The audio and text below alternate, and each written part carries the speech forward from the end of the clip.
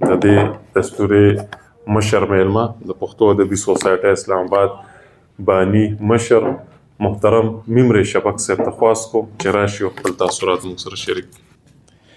ملګري ته مړ مه وایې د لارې یو مشال شو. ملګري ته مړ مه وایې د لارې یو مشال شو، په هر قدم بسلي جوړوو مخکې به ځو. ملګرو د خالد خان خالد صاحب په شخصیت ښه درنې ویناګانې وکړې. په خصوصي توګه سردار یوسفزي وقفه په وقفه کې د هغوی د شعر و ادب او سماجي خدمت باندې د خپلو خیالاتو څرګندونه وکړه. په داسې موقع څنګه د پښتو مشرانو چې کومې خبرې کړي دي د کاڼي کرښې دي، خو لوستونکي په خصوصي توګه طالب علمان غواړي چې د نورو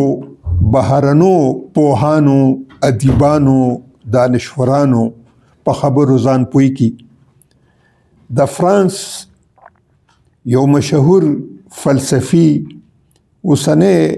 وخت کې تیر شوی دی، ژان پال سارتر، هغه وایي د چا په ستاینه یو شخصیت نه درنیږي، او که ته غندنو کې بد ووایې نو د هغه شخصیت پې نه کمیږي. په داسې موقع زه په عمومي ډول د خپل پښتون مورخ روشن خان کاکا یوه خبره کومه، هغوی په خپله تذکره کې لیکلې ده که یو قوم د خپلو مشرانو، محسنانو، ادیبانو، اتلانو یادګیرنه کوي، نو دا د یو ژوندي قوم او د هغوی د اخلاقو څرګندونه کوي. په هغوی باندې څه احسان نه دی. هغه شخصیت په خپله جوړ شوي، هغه په خپل کردار پیژندی شي. او که موږ خپل ادیبان، اتلان هیر کو نو هغوی ته په هیڅ نقصان نه رسی. هغوی په خپل کردار باندې ژوندي دي. نو زه په خصوصي توګه دا خبره په فخر کولی شم چې زموږ دا وړوکې غوندې تنظیم پښتو ادبي سوسایټي او په دې اوسني دور کې ښاغلی سردار یوسفزی د دې تنظیم نماینده او ترجمان دی، او موږ ورته د زړه نه دعا کوو چې دوی خپل کردار ژوندی ساتلی دی او زمونږ نمایندګي او زمونږ ترجماني هم کړې ده. او خاص طور دا کومه مصره چې وویلې شوه د خالد خان په حواله چې زه به هله ومنم چې په ژوند پوښتنه وکړې،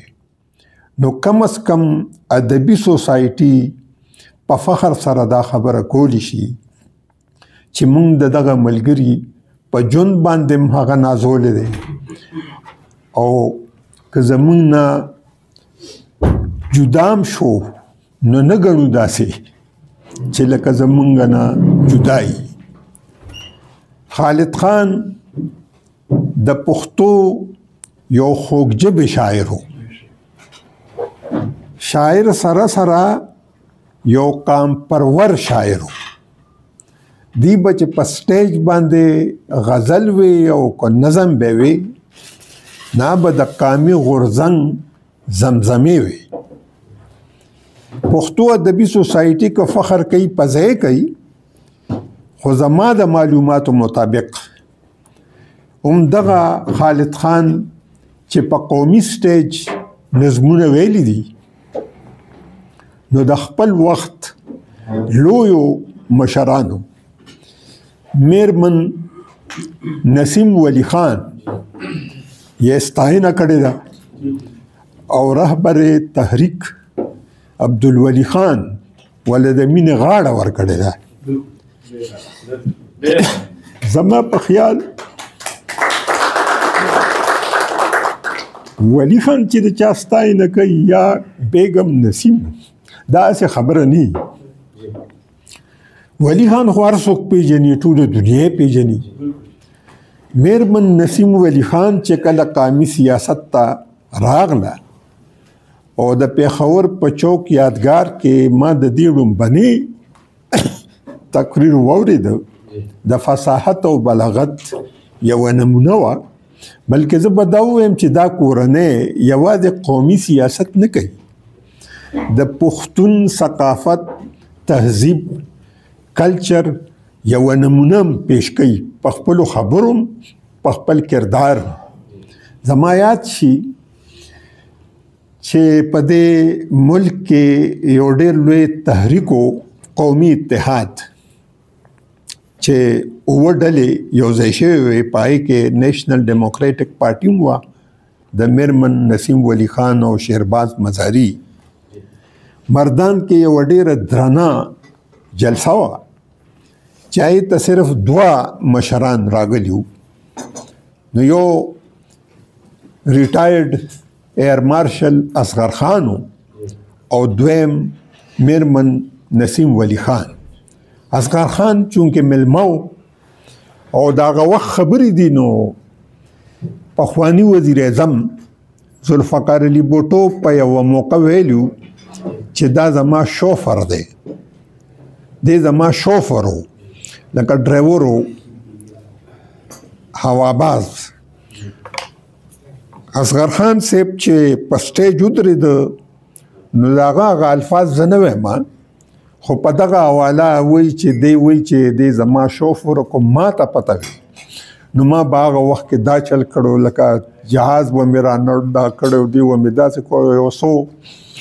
خبرې ورپسې ښه ریل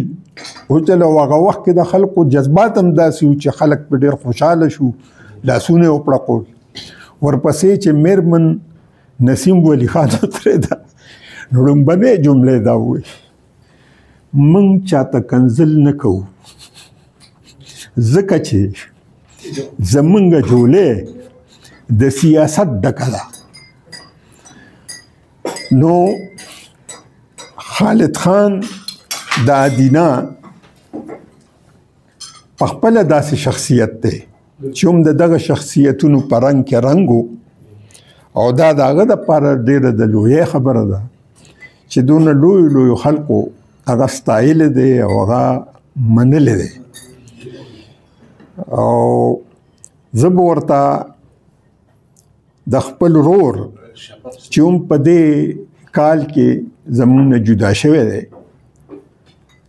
15 فروری د هغه یو دوه شعرونه د هغه روح ته ډالۍ کړم چې زما په قبر باندې ما چوي صادر د ګلو زما په قبر باندې ما چوي صادر د ګلو ما په کفن کې دی راوړې د پښتو ګلینا او یو اصرار نه دی چې بتا سو ورپسې وجاړې یو اصرار نه دی چې بتا سو ورپسې وجاړې څومره په خاورو کې پراته دي پښتنو ګلینا تشکر محترم مشر ممر شفق صاحب